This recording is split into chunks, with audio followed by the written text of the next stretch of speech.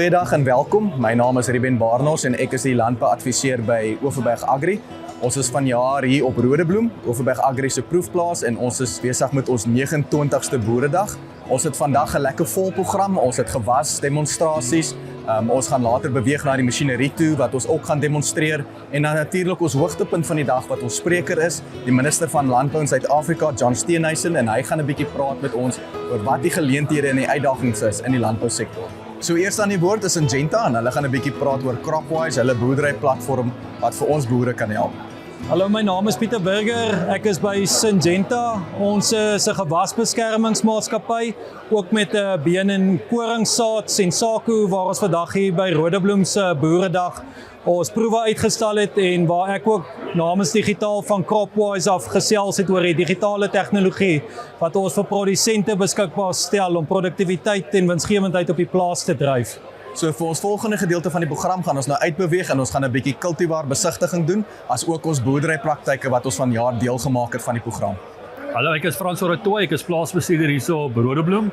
Dit is Overberg Agri se proefplaas. Ons is so 10 km buitekant Caledon. So ons het ons het so 3 jaar terug besluit om ons demostroke wat ons plant op een plek te doen en dan doen ons wisselbou op die plek, want dit is altyd vir ons 'n probleem gewees om 'n goeie plek te identifiseer waar ons dan nou al die proewe kan doen of die demostroke.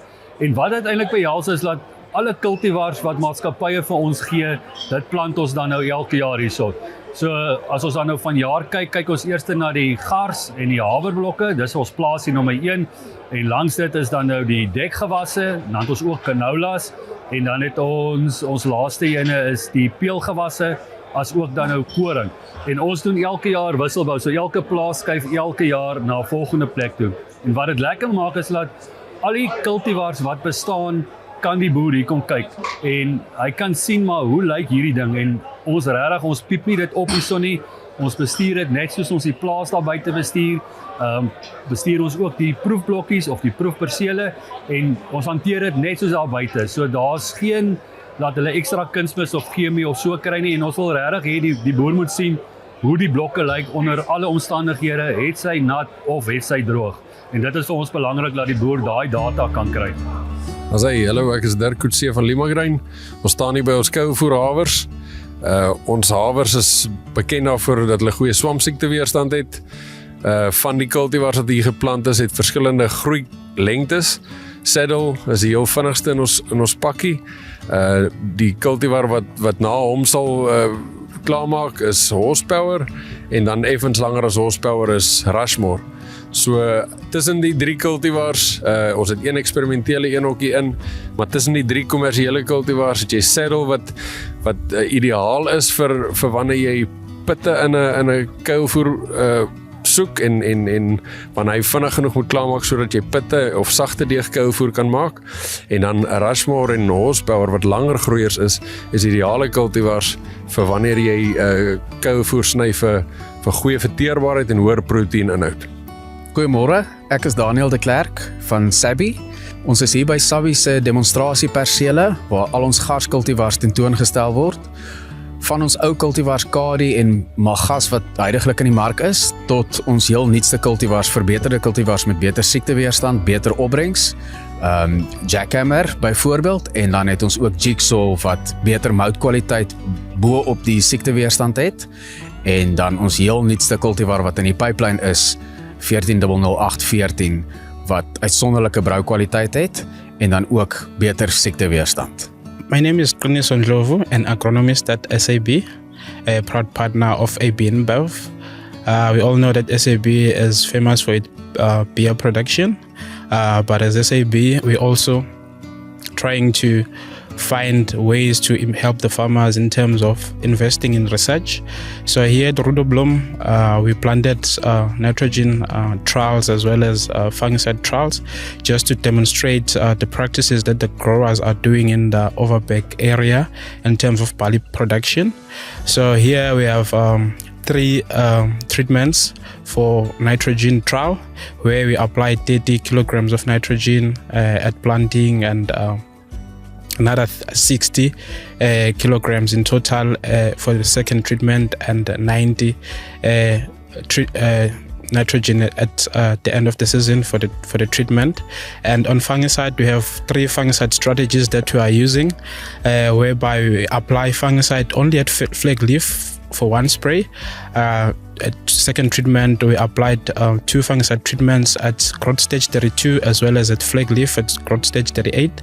And the third treatment, we use the application of fungicide at 3 levels, where we applied at plant at growth stage 32, 38, and every after 4 weeks.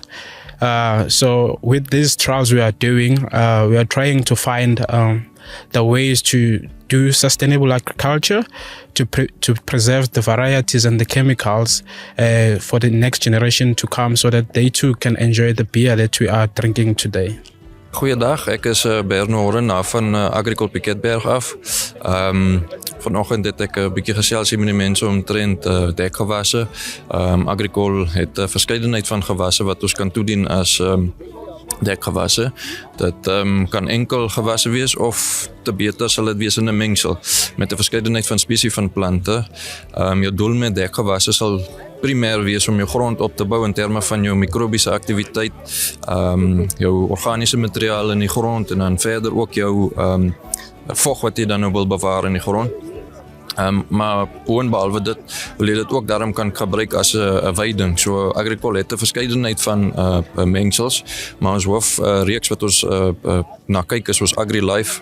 Ons het 'n AgriLife 2, AgriLife 12 en dan 'n AgriLife 14. Die 2 is dan nou 'n wintermengseltjie. AgriLife 12 is die somer ene en dan die 14 is 'n meerjarige tipe mengsel wat ons het.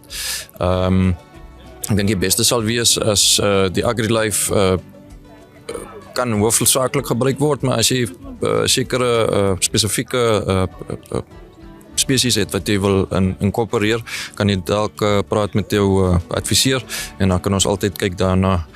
Maar dit is maar om jou koolstofvlakke te lig en jou algehele grondgesondheid te verbeter.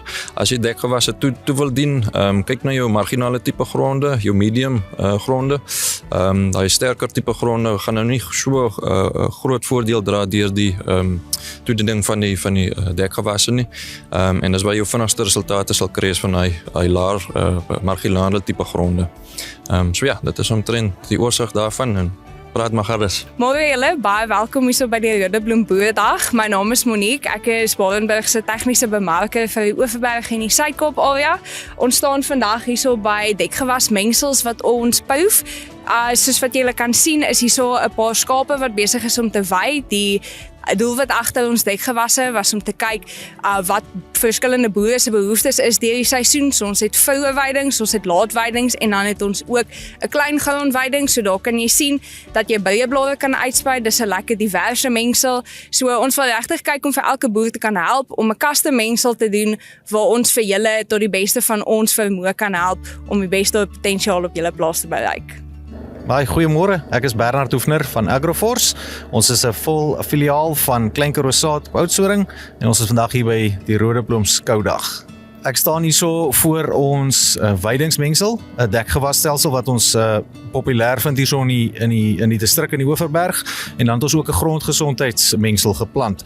So soos julle kan sien hierso het ons bietjie hawers, kleingrane wat populêr is hier en dan ook verskeidenheid brassicas en peulplante wat deel maak van 'n gebalanseerde dieet vir jou vee en dan natuurlik al die grondgesondheidsvoordele wat ons onder die grond sien. Goeiedag, my naam is Gert Els, ek is van Advanta Saad. Ons is hier vandag op Rodebloem waar ons die cultivar proewe bekyk en dit is altyd lekker om te kan wys wat ons het, om met die boere interaksie te vra. Ons is gelukkig om op die canola die hele reeks te hê van konvensioneel af, Clearfield, die triazine en dan ook met die CT wat die triazine en die Clearfield insluit. En ja, so ons 'n wye reeks van vroeë groeiers, medium vroeg.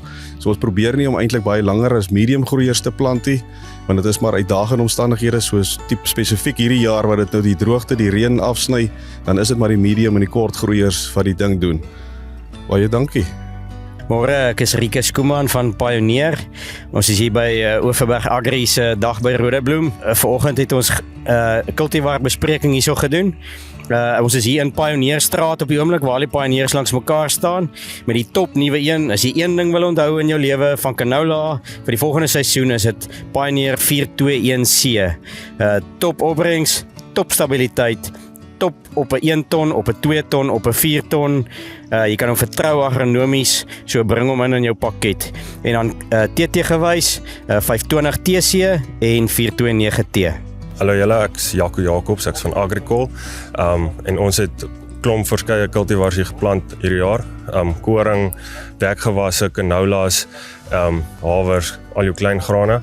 Istordo, dit is ons eerste koring wat kommersieel beskikbaar is, van 2025 af vir Droland aanplantings. So koring cultivar wat uit Suid-Amerika uitkom is een van Don Mario se lyne. En dan hier langs aan die Istordo is daar 2 eksperimentele cultivars. Hulle het nou nog nie name nie, maar dit is wel cultivars wat deel gaan vorm van ons koringpakket. Istordo is 'n cultivar, hy's meer 'n langer groeier, hier na jou 7 is jou 8 rond, so jy sal 'n bietjie vroeër wil plant. Baie goeie eienskap van hom is hy het baie goeie stoelvermoë, so ons plant hom teen 'n baie laer stand en hy het 'n geweldige goeie opbrengspotensiaal. Al is hy 'n langer groeier, doen hy nog steeds goed in plekke waar die reën dalk bietjie vroeg afsny of dit raak droër omdat hy 'n baie goeie droogtetoleransie het. Goeiemôre, ek is Ian Heinz. Ek is by die Landbounavorsingsraad. Ek gaan net vir julle 'n kort oorsig gee wat ons hierdie stadium in die mark het. Bratel is een van die cultivars. Beskik oor goeie opbrengspotensiaal en 'n medium groeiperiode. Data lyk goed wat ons verlede jaar vir die cultivarproewe gehad het. 'n Volgende lyn wat ons het is Steenbok. Hy is 'n lekker kort groeier, ook goeie opbrengspotensiaal. En weer eens goed gedoen in die cultivarproewe vir verlede jaar. En dan die laaste cultivar wat ons het is Terdou. Beskik oor goeie opbrengspotensiaal. Dit is al drie cultivars doen goed in die Swartland en die Rins. En ons beplan om volgende jaar 'n paar nuwe lyne uit te bring. 'n Paar nuwe interessante lyne, goeie opbrengspotensiaal en dit sal lekker wees om julle volgende jaar weer te sien. Goeiedag, my naam is Driekus Lesh, ek is dan van Syngenta, die ou Sensaku, vandag by Rodebloem om net te praat oor die cultivars wat ons het, die koring cultivars. Al die nuwe cultivars het Rodebloem François de Toey vir ons geplant hier, so al die ouer cultivars, 015056, 0187, 0166. Ons nuwe cultivar is ook hier geplant, SST 0235 en hy sal 2027 voluit kommersieel beskikbaar wees. Goeiedag, ek is Loot Visser, ek is die verteenwoordiger vir Limagrain in die Oeverbergstreek van Riversdal tot in Botterivier. Vandag staan ons hier so by die Rodebloem Boerdag, ons praat so 'n bietjie oor die koringkultivars wat ons het. Limagrain tans 4 koringkultivars waarop ons baie opgewonde is. Die Affichon wat lekker medium groeier is en dan sy opvolger Visant sal in 2027 op die mark wees ten volle. Dan het ons Ansia wat baie goed doen, vinnige kultivar, lekker wyd aangepas en ons kry baie goeie resultate op hom. En dan hier langs my het ons vir Albatros, LG Albatros. Hy sal vanaf 2027 ook in die mark wees. Dis 'n kort groeier met 'n bietjie langer blomdatum. So ja, iets om vooruit te kyk. Ons is baie opgewonde oor die nuwe kultivars en oor wat Limagrain vir ons kan bied aan die koringkant. Dankie julle. Yes, ek is Elgard van Rooyen. Ek is die tegniese adviseur vir UPL se NPP BN wat staan vir Natural Plant Protection. En ons is hier betrokke by Rodebloem waar ons 'n paar saadbehandelingsproewe gedoen het met verskillende mikroorganismes en dan ook biostimulante proewe gedoen het om te kyk om kwaliteit en oesopbrengste te verhoog. Hallo, ek is Olof Berg hierso van Nix Suid-Afrika. Ons is die sole distributors van XIG P100 Pro en die huidige druin wat hier agter my staan. Vandag het ons 'n demonstrasie gedoen by die Oeverberg Rodebloem plaas, waar ons die mense gewys het hoe ons hierso die mooi terrein kan spuit hierso met die druin wat algehele 'n groot probleem is met die hommeltye in die area. Asook klomp ander tipe applikasies wat ons voorgestel het, juist met die slakpille en so aan, waar Nix Suid-Afrika of Nick in die algeheel is 'n presisie en 'n autonomous farming maatskappy. Ons is ook groot in Afrika en asook in Europa. My naam is Jan-Dirk Marx. Ek kom van Omnia, grondkundige daar van Bloemfontein af. Die doel van vandag se eksperiment was om te wys as mens met 'n 30 cm grond sit, dat jy daai 30 cm deur dit na 40 cm toe te kan vat. Baie moontlik is met 'n ripaksie en dat deur daai ekstra 10 cm by te sit dat jy jou waterhou vermoë kan verhoog, maar ook jou wortels se penetrasie kan verbeter en dit wat hulle moet die water te kan uittrek te kan verbeter. Volgende op die program, 'n gedeelte waarna baie na uitgesien het, is ons masjien en implemente demonstrasies wat nou volgende is. Hallo, ek is Franco Klaasen, ek werk vir Starra. Ons wil vandag vir julle 'n bietjie kom wys. Ons het 'n Brutus 12000, dis 'n kalkstrooier. Kalkstrooier wat natuurlik in hierdie wind kan kalk neersit. Hy het 2 seksies en hy word met belde aangedryf. Jy kan ook presisiekaarte en goed op hom laai. Hy vat 12 ton en hy vou toe na 3.2 meter toe. So jy kan hom agter 'n trekker sit en sleep. Dan het ons ook natuurlik aan die ander kant 'n Perador 3000. Wat die 3000 uniek maak, hy het 'n 3000 liter tank, 30 meter boom.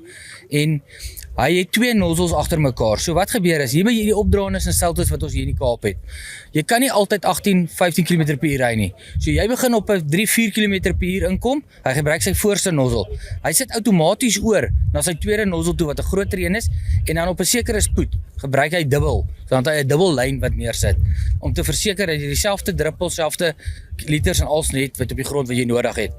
Jy kry hom ook in 'n 4-wielstuur. Ons masjien se boom sit in die middel. Dit maak hom 'n baie stabiele boom. Ook natuurlik in ons spuite kry jy ons skerm Topper 5500 wat jou natuurlik alles ook mee kan help. As daar iets is wat jy nie weet nie, hy doen sy eie diagnostics.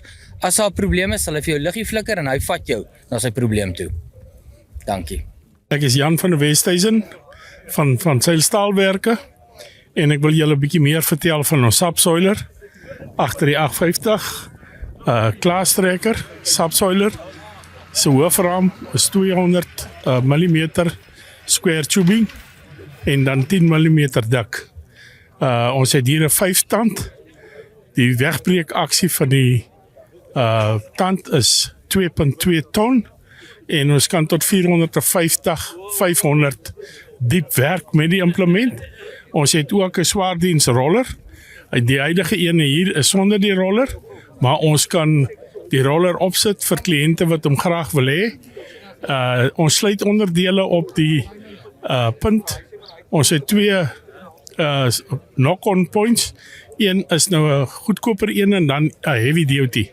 So as jy jou sluitonderdele op per tand vervang, gaan dit 600 wees op die goedkoper aksie of opsie, ekskuus tog. En dan op die heavy duty knock-on point gaan dit weer 650. Baie dankie. Ek is Philip Oosthuizen van Rauwik in die Kaap. Ek is die mekanisasië verkope suidbestuurder.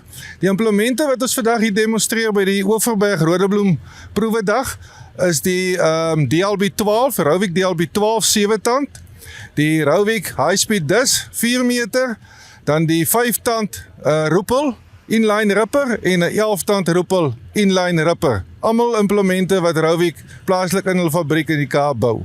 Hey, how are you doing everyone? I'm Dustin from Kempston Agri. I'm the class product specialist. We're standing here at a beautiful day at Overberg Agri.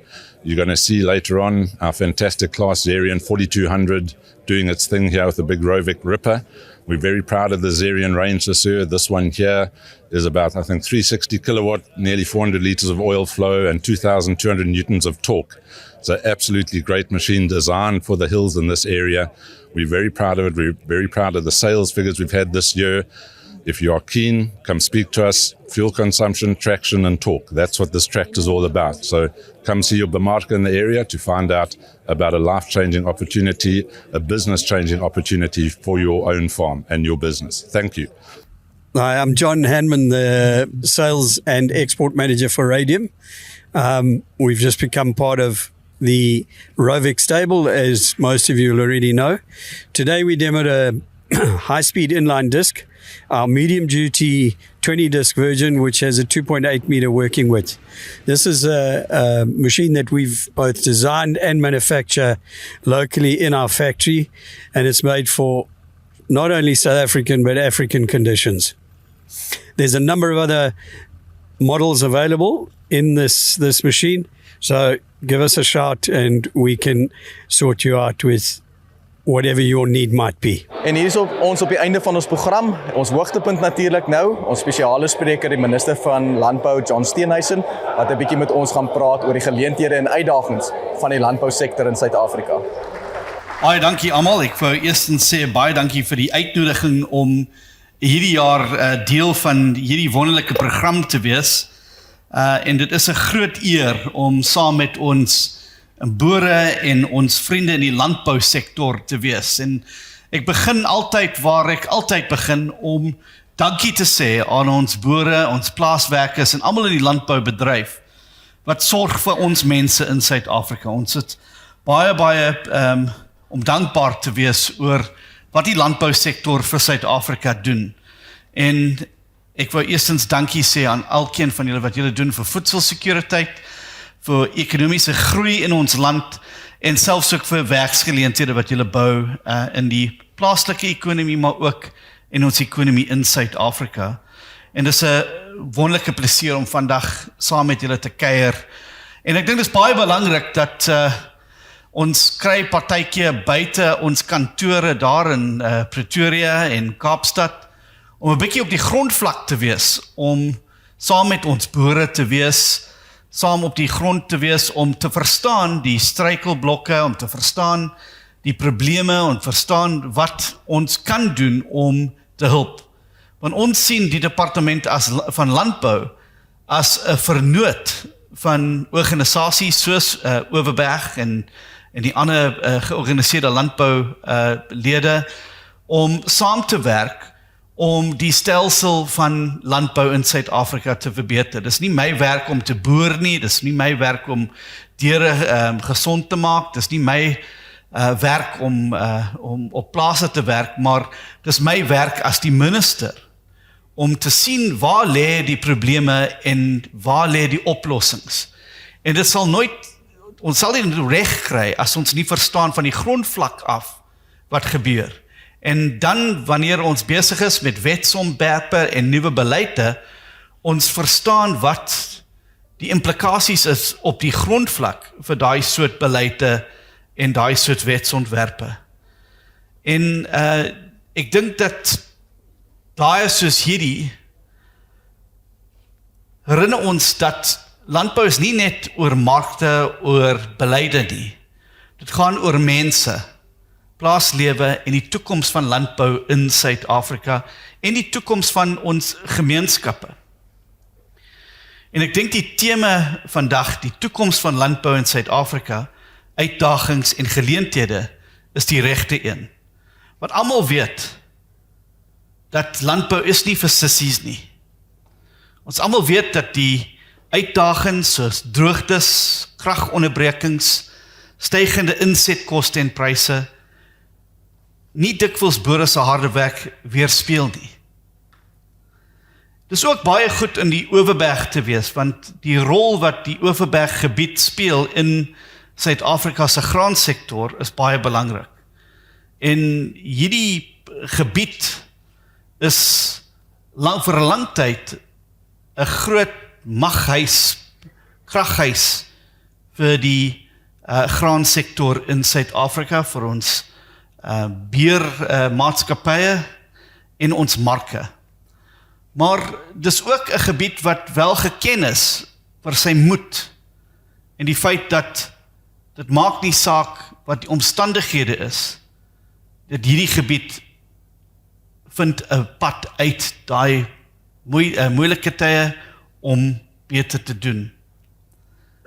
Maar ons kan nie net oordink dat die feit dat hierdie jaar is ook 'n baie moeilike jaar vir te veel van ons boere met die droogte en die pryse van graan rondom die wêreld. En dit maak die lewe baie moeilik. Maar ek dink dat daar is 'n rol vir die departement van landbou te speel om ons boere te help, om seker te maak dat ons help met die outomasies van tariewe, ons doen meer werk met die cultivar innovation en ons kyk na vervoerkoste en die vervoerstruktuur in Suid-Afrika. En dis daarvoor baie belangrik dat hierdie beleide praat direk na die realiteit op die grondvlak en hulle maak 'n verskil in die groei van hierdie sektor. Ons eerste prioriteit vir hierdie sektor as 'n departement is die outomasies van die wheat tariff stelsel. Now, it's not just a technical adjustment. Ek weet nie, my Afrikaans is nie op nie, maar ek vat 'n bietjie van 'n breek.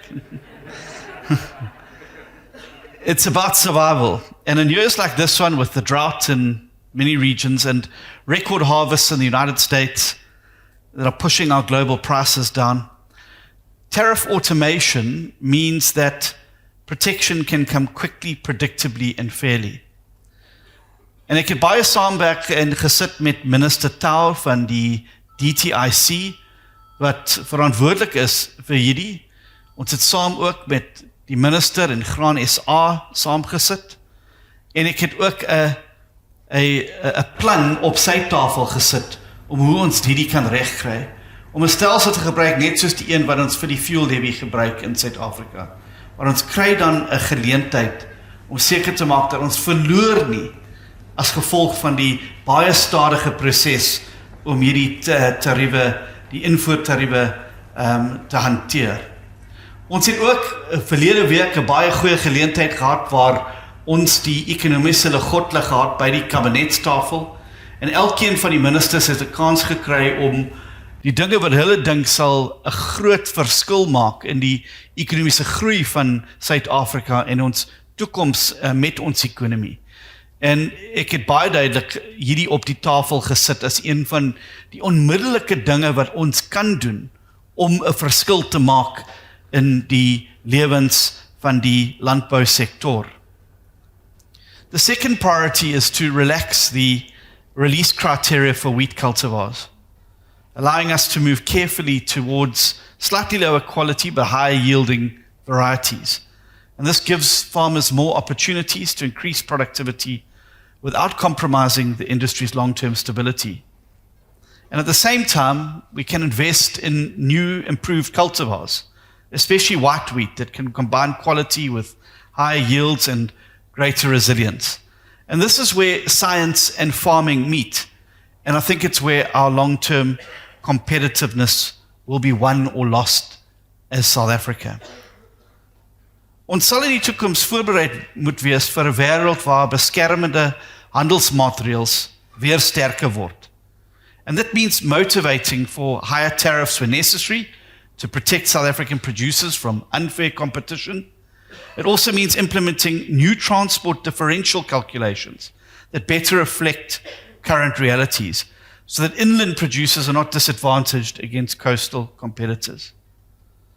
En ek weet dat die lewe partytjie lyk baie swaar, maar ek glo vas as ons slim werk aan hierdie strategie, die outomatisering van tariewe, nuwe cultivars en beter beskerm teen globale pryskommelinge, dan het die koringbedryf steeds 'n sterk toekoms in Suid-Afrika. But the most important thing is that agriculture remains the lifeblood of our rural communities, as well as its heartbeat. Elke hektaar koring, elke mielieland, elke kanole of garsland skep werk, hoop en 'n toekoms. Die ondersteuning van hierdie sektor is nie net oor voedselsekuriteit, maar ook om werk te beskerm, families te beskerm en gemeenskappe te beskerm. En hierdie gebied is altyd geken word vir sy vasbyt. Ek was baie beïndruk om met 'n paar van die boere van hierdie gebied te praat gedurende die middagete. En 'n paar van hulle 6-7 generasies op hierdie familieplase in hierdie gebied. En is wonderlik te sien dat hulle nou besig om die volgende generasie van ons boere hier groot te maak. And for those of you who've weathered those generations, low prices and global shocks, but time and time again, julle kom terug, alweer, sterker. En ek dink dat ons saamwerk, ons kan verseker dat hierdie gebied bly die broodmandjie van Suid-Afrika. en dat die toekoms van landbou in Suid-Afrika is een van geleentheid en nie net moeilikheid nie. So ons moet saamwerk. 'n Paar van die ouens het vir my gevra, wat gaan aan met die FSA? So ek wil 'n bietjie daaroor praat, want ek dink dis in die nuus en almal is geïnteresseerd in wat gaan aan daar. Ons sit met 'n situasie waar die FSA 'n besluit gemaak het om handelsooreenkomste te gebruik om dinge wat hulle kan nie net op van 'n diplomatisiese kant af regkry nie. En dus kom ons sit nou met hierdie pryskommeling, die groot skade van tariewe van 30, 40 en 50% op plekke soos Suid-Afrika, Indië, China, Brasilia en ander lande rondom die wêreld. En dis nou die nuwe realiteit en ons kan pla daaroor, ons kan ongelukkig daaroor wees, maar dit is nou die realiteit. En ons moet nou 'n plan maak om hoe ons dit sal hanteer in die komende maande en jare. Ons kan nie verander wie die Amerikaanse kiesers sit in die Withuis, dit hulle besigheid. Maar ons moet die realiteit van die wetsontwerpe en die nuwe beleide van die Trump-administrasie nou hanteer. En ons moet 'n strategie daaroor hê. Ons het, ek is 'n paar maande verlede in die FSA, ons het saam met die handelsooreenkoms kommissie daar gesit en gepraat daaroor. Ons het in die Withuis met meneer Trump se handelsspan gepraat en middagete gehad. En die feit is dat ek dink daar is 'n kans wat ons 'n oplossing kan kry, as dit net oor handelsooreenkomste is. Maar die feit is, daar is nou ander dinge wat hulle gebruik om besluite te maak. Byvoorbeeld, hulle het 'n 50% tarief op Brasilia gesit, want hulle is ongelukkig van 'n hofsaak teen die voormalige president in daai land. Hulle is byvoorbeeld 50% op Indië gesit, want hulle kry olie en ander goed van Rusland af. En ons weet daar is dinge in hierdie land waaroor die administrasie nie gelukkig is. Dinge soos swart ekonomiese bemagtiging, dinge soos die grondonteiening sonder vergoeding, wetsontwerp en 'n paar van die ander dinge en selfs ook landelike veiligheid. Maar die realiteit is, ons kan nie oornag daai dinge verander. Ek dink ons is besig om daai dinge te hanteer. Ek dink daai van die swart ekonomiese bemagtiging stelsel wat nou ons sal 'n verandering sien, want dit werk nie. Te veel van ons swart mense binne Suid-Afrika bly in armoedigheid. Hulle bly sonder geleenthede en hulle bly sonder werk. En jy moet 'n wet sien vir wat hy doen, nie wat jy wou hê dat hy moet doen. En te veel mense in hierdie land sukkel nog. En daar's 'n paar skatryk mense op die bo vlakte wat baie skatryk gemaak het. Maar die meerderheid van ons mense bly in armoedigheid. So dit is tyd om 'n nuwe stelsel te kry waar ons oor meriete en inkomste gebruik om te sien wie hierdie geleenthede kan kry van regerings af. Die grondonteiening sonder vergoeding en die wetsontwerp oor grondonteiening is nou voor die howe. En ek dink daar's 'n baie goeie kans. Ek kan amper hand op hart sit dat daai wetsontwerp sal by die howe uitgeskop word en terug na die parlement in te kom. En hierdie parlement, die 7de administrasie en die 7de parlement, is 'n heeltemal anderse goed as die voormalige 6de parlement. Geen party het hulle eie meerderheid binne die parlement. En enige wet wat moet gepas word, moet deur hierdie verskeiende politieke partye binne die RNE gaan. En daar's geen manier dat ons kan 'n onwettige klousule van daai wetsontwerp op die tafel sit en deur daai parlement kry nie. En ek dink daar sal 'n oplossing wees. En ons is besig om saam met die nuwe minister van polisiedienste, ons het baie vordering gemaak met die voormalige minister, maar hy is nou in 'n ander plek, besig met ander dinge.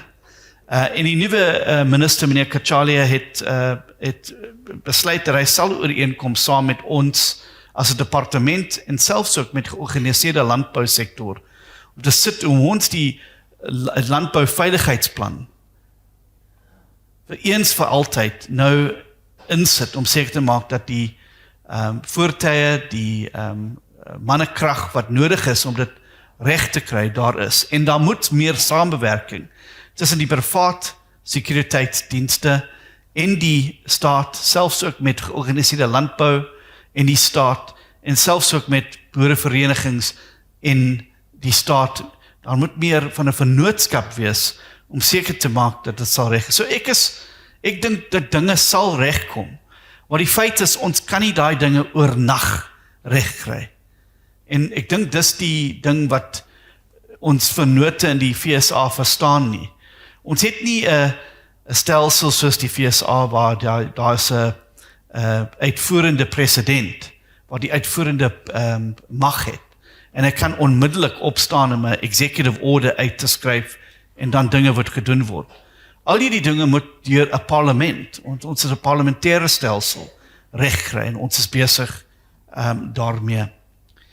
Daar was ook 'n vraag gedurende die middagete oor AGOA en die toekoms van AGOA. Ons is gelukkig dat die AGOA is deur die Kongres gedoen en nie net die Withuis nie. En ons is besig om saam met ons vennote binne die FSA, binne die Kongres te praat oor hoe ons kan seker maak dat ons bly binne hierdie AGOA proses. Want ons kry baie geleenthede van AGOA en ons het alreeds gesien die skade wat gebeur het as gevolg van die 30% tariewe op ons wynbedryf, ons neutebedryf, ons tafeldrywe-bedryf en selfs ook ons leer en ander bedrywe. En ons kan nie hê dat ons uitval van AGOA af. So ons is besig met lede van Kongres en die leierskap binne die Kongres om te praat hoe belangrik dit is dat Suid-Afrika bly binne hierdie AGOA stelsel. Want ek dink ook die Amerikaners kry 'n baie goeie deal van Suid-Afrika ook. Hulle kry baie goedkoop landbou goed en dit is baie goeie prys en die kwaliteit is baie goed. En dis hoekom daar is nou van die grondvlak af binne die FSA 'n teenstand teen hierdie tariewe wat ingesit was. As gevolg van die feit dat nou die Amerikaanse consumers nou sit met hoë pryse vir hulle kos, die supermarkte en ander mense wat kry van ons landbougoed, het verduidelik dat hulle sal nie die kos van die koste van hierdie tariewe insit en hulle pas dit aan nou aan die mense wat koop van hulle. En dus kom jy sien daar's nou mense wat hof toe gaan oor hierdie tariewe binne die FSA. So ek dink daar sal vir 'n klein rukkie onsekerheid wees. Maar ons het altyd weet en ons leer van die mense van die Oeverberg en ons boere in die Oeverberg, dat ons niks dat ons saam kan nie hanteer nie. En daar is 'n baie wonderlike toekoms vir die landbousektor in Suid-Afrika. En ons is ook besig om nuwe marke te vind vir Suid-Afrikaanse produkte. Was die laaste 2 maande in Japanje, China en 'n paar ander plekke. Ons is volgende maand alweer in China, dan Vietnam, Maleisië en Singapore. En ons is besig om nuwe marke vir ons produkte te vind, om seker te maak dat ons landbousektor kan groei. En ons is ook baie gelukkig in Suid-Afrika. Want as dit nie vir die landbousektor was nie, die ekonomiese toestand van ons land sal heel wat erger wees as dit is. Vir die laaste 2 kwartale, dit was die landbousektor wat ons ekonomie gered het met die groei binne daai sektor. En dis hoekom ek glo baie duidelik dat as ons saamwerk en as ons reg kry, daar's niks wat in ons pad sal staan om 'n beter landbousektor te bou. Ek is baie bly ook dat die maatskappye soos Syngenta, Omnia en ander maatskappye hier is vandag. Want een van die eerste dinge wat ons gesit het met georganiseerde landbou, sê waar lê die struikelblokke vir die landbousektor? Waar is die onmiddellike dinge wat ons kan besig wees as 'n departement om dit maklik te maak om te boer in Suid-Afrika? En die een ding om almal se lippe was wet 36 en die lang tydperk dat dit vat om resultate van hulle te kry en uitkomste van hulle te kry.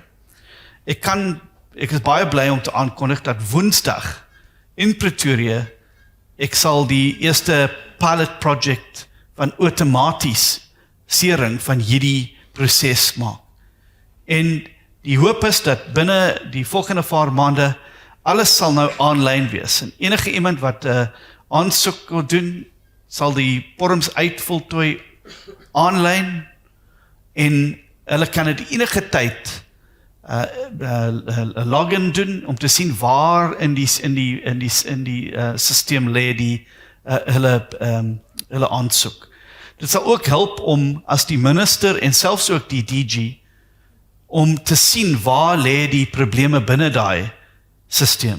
Onmiddellik te sien hoekom lê hierdie ding vir soveel weke in hierdie plek. En ek is baie vol hoop dat dis die begin van 'n nuwe pad vir wet 36 in Suid-Afrika. Want dit sal baie belangrik wees dat ons met die onsekerheid in ander lande, met die feit dat ons is in kompetisie met ander lande wat 'n groot subsidiestelsel het binne hulle lande, dat ons en die weer en die verandering van weer in Suid-Afrika, dat die feit dat ons moet op die cutting edge bly van tegnologie en nuwe tegnologiese dinge wat uitkom. Want ons moet onmiddellik begin om hierdie dinge te implementeer, om seker te maak dat ons bly die voorkant van landbou in die wêreld. Ons is ook besig met 'n paar ander dinge binne die departement om seker te maak dat mense kry terugvoer van ons departement in 'n maklike manier en daar is meer van 'n customer-centric approach van die departement van landbou. Want ons wou 'n goeie vernoot wees in hierdie werk wat voorlê vir ons. En as ek alreeds gesê het, ek dink dat as ons saam kan werk, ons hande vat en hierdie geleentheid te gebruik dat vir die eerste keer in amper 20 jaar het ons 'n departement van landbou wat alleen staan. Ons sit nie met forestry, fisheries, environment, ons sit nie met land reform and rural development. Ons sit nou met ons eie departement van landbou wat kan fokus heeltemal om wat kan gedoen word om 'n nuwe stelsel van landbou in Suid-Afrika, so hoe ons boere kan ondersteun en hoe kan seker maak dat hierdie sektor groei.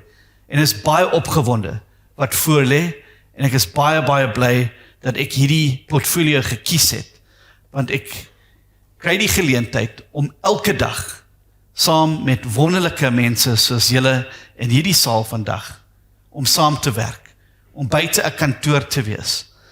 Ek sal nie glo wat gebeur het as ek met skoolkinders, as ek my eie kinders by die hele dag saam met skoolkinders op soos oom Pieter wat daar met die gevangenes moet sit elke dag.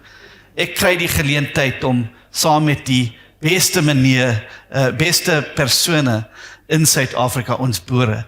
En die wonderlike ding om die minister van landbou in hierdie wonderlike land te wees, is dat hierdie sektor is 'n sektor van oplossings. Dis nie 'n sektor vir probleme nie. Mense en boere maak altyd 'n plan en hulle sien altyd die oplossing. En ons wou daar wees om julle hulp te gee, om seker te maak dat ons daar is as 'n goeie vernoot in hierdie landbousektor. So baie dankie, voorsitter. Ek hoop nie jy hoef nie om my toespraak te vertaal nie. Maar dit was 'n wonderlike geleentheid om saam te werk en baie dankie aan almal. Ek wil ook 'n uitnodiging gee dat as iemand sit met idees dinge waar hulle sien 'n struikelblok waar ons kan iets help om dit te verander, asseblief, my e-posadres is minister, DOA, and that's not dead on arrival, it's Department of Agriculture, @nda.gov.za. Anyone who's got an idea, a plan, wants to bring something to our attention, please reach out. We want to be good partners in this growth and jobs agenda. And thank you very much for listening to me. Thank you for surviving my Afrikaans, and I can't wait to come back next year. Thank you so much.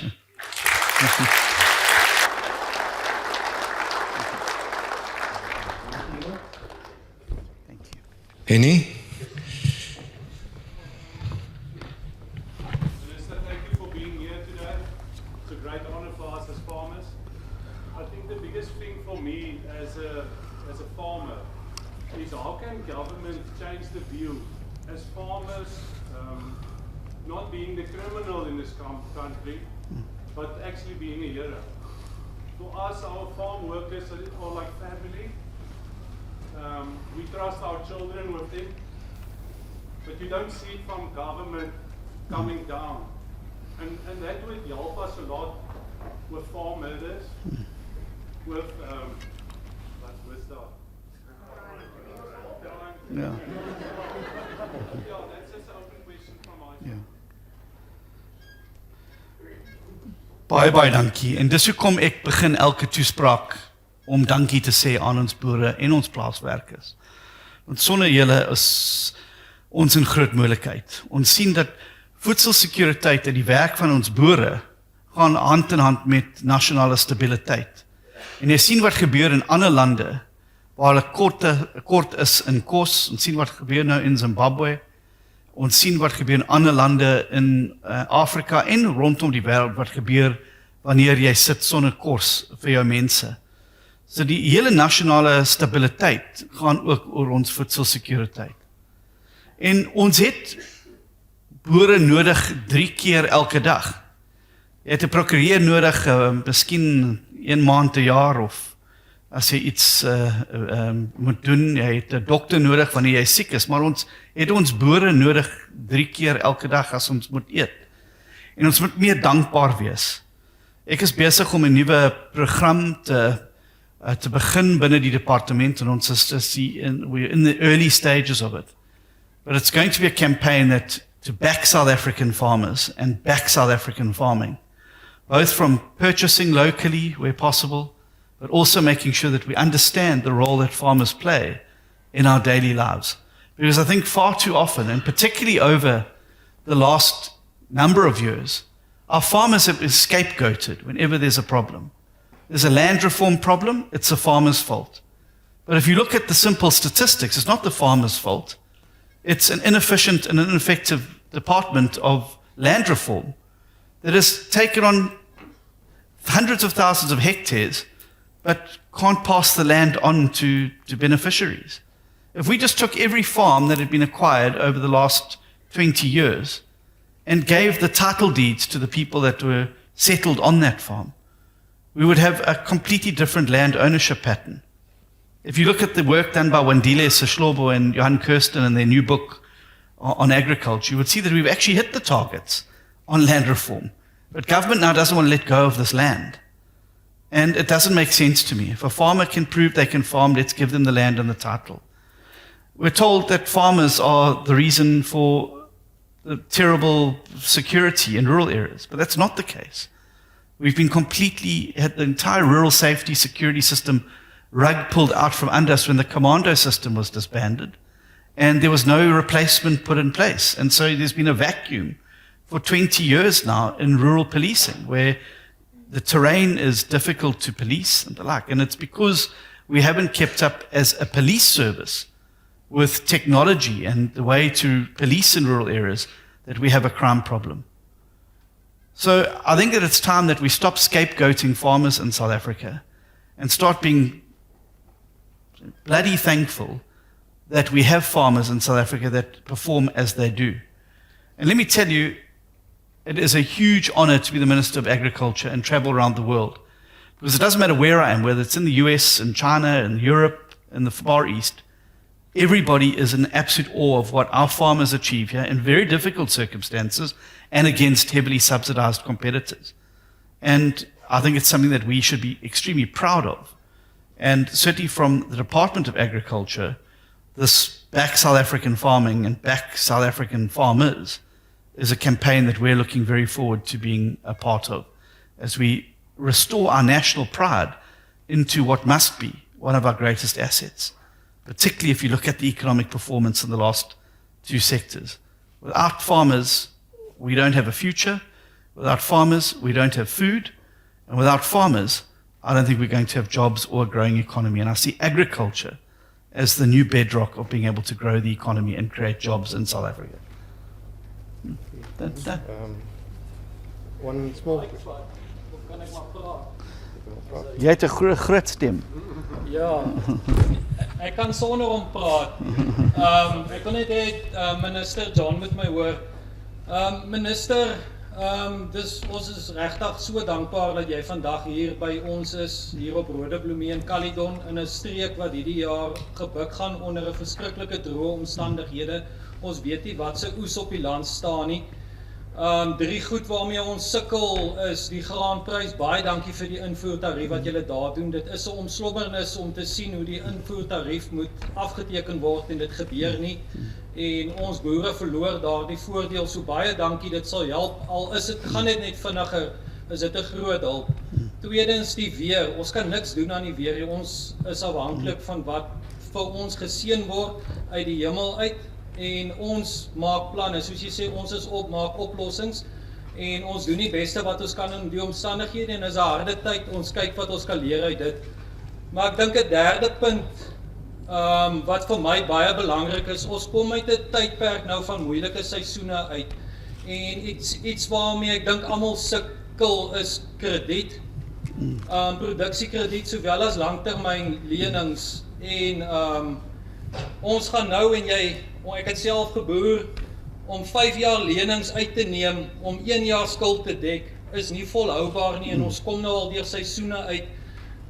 Ek weet die privaat banke gaan ons nie kan help met dit nie, maar as ons na die bron, die reservebank kan gaan, as julle vir ons net, as dit moontlik is, as daar net enige verligting is op 'n kredietvlak, dat ons met 'n rentekoers net 'n bietjie asem kan skep, dan sal dit wonderlik wees vir ons. So dis waarmee ek vir u laat. Dankie. Baie dankie. Baie dankie. Let me rather take that one. Ja, baie dankie en ek sal 'n bietjie in Engels praat want ek dink dis 'n tegniese vraag daar. Ja, one of the biggest problems we have in South Africa is the lack of access to patient capital. Now, some of you I see have got a bit grayer than me, so you would remember the incredibly important role that the Agricultural Credit Board played in building up South African farming. And having that access to patient capital is going to be fundamentally important going forward. Not only for new farmers, but also for existing farmers to be able to grow their operations, to invest more in expansion and the like.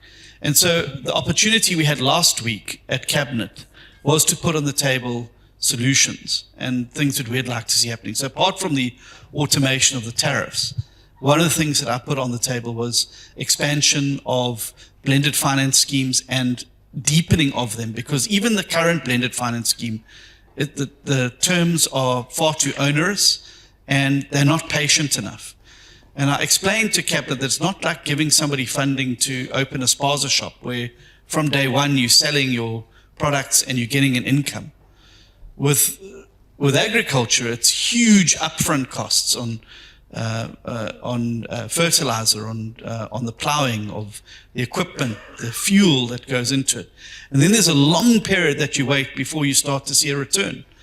And that you need a 2 to 3 year lead period before you even start realizing that the money there. So we need to find access to more patient capital. During the G20 had IFAD and the FAO and other international organizations here. IFAD is in the final processes of looking at the land bank as a landing point for helping us to find international funding for more patient capital. And obviously, we're going to have to put more pressure on the private sector as well, particularly private sector banks, to understand the dynamics of agriculture. They're not like any other business in the country. And unless we expand and deepen the pool of available patient capital, we're not going to get a new generation of farmers coming in, and we're going to see our farming numbers dwindling. And there's no way on earth that you can then expect expansion of operations in any meaningful way without access to that patient capital that is so fundamentally needed. So patient capital is one of the top 4 priorities that we have in the department, and we will knock on any door and speak to anybody who is willing, whether they're international or local, to help us expand that pool of capital, not only for new smallholder farmers entering, but also for existing farmers that are in the system. Thank you. The other one is insurance. That's the other one we're working on as well. That we need to have a far more resilient insurance model. The current insurance system is incredibly expensive, and I think there is an opportunity for the state to partner with insurance companies in a blended finance type model, where we can make the available insurance a bit cheaper and more accessible, particularly for smaller farmers going forward. And if one looks at what we spend every year on disaster management, I think that we could save a hell of a lot of money up front if we rather put money into a blended finance scheme that would then trigger an automatic insurance on the outbreak of a drought or flooding or some weather event. You wait months before a disaster is declared to unlock funding, and then when the disaster is declared, there's always too little money and it always finds its way in the wrong way. I think that the state would save a lot of money by investing upfront in a blended insurance scheme where we could make sure that it automatically triggers a payout to our farmers in the likelihood of a weather event, so that they're able to get back on their feet as quickly as possible, instead of waiting now for disasters to be declared. And when disasters are ultimately declared, there's never enough money at the end of the day. So that is another area that we're working on as well. Thank you.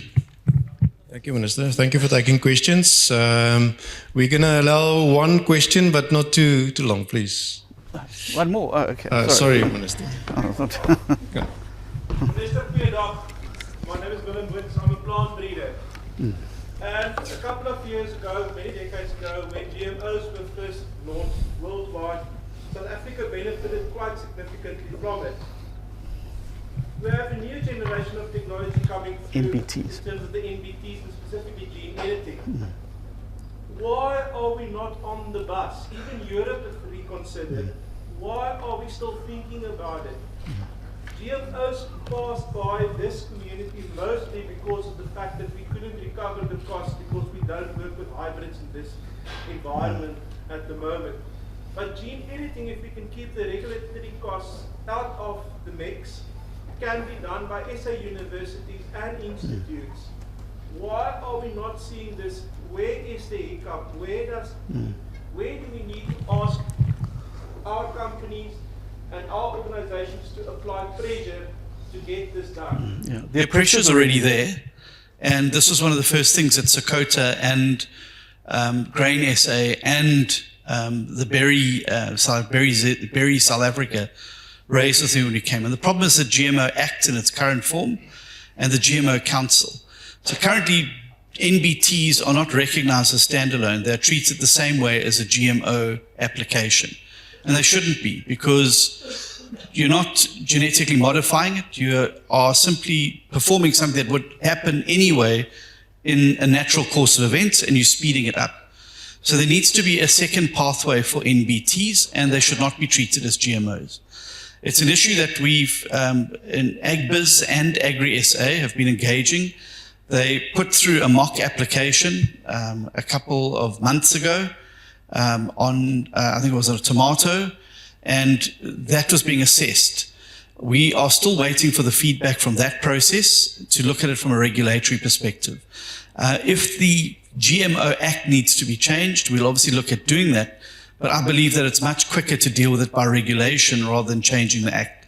And I'm prepared to do it, but I also need to have the backup of the science around it. And so I have been working with Sakota and others who've provided a lot of the scientific input to be able to answer some of those in the GMO school who seem to want to treat the two things the same. It is an uphill battle. I'm up against some scientists, but I think that we will prevail at the end of the day. And my argument to them has always been we need to be agile and nimble to be able to adapt as quickly as possible for all of the reasons that I've spoken about today. It is on my radar. It is something that we're dealing with. It is going to take a little bit longer than I had wanted to do, but I have to make sure that whatever I do, I can back up in court, because of the last set of even on the GMO stuff, I'm still fighting court battles against those who feel that we were premature in going down the GMO route and not enough science had been done.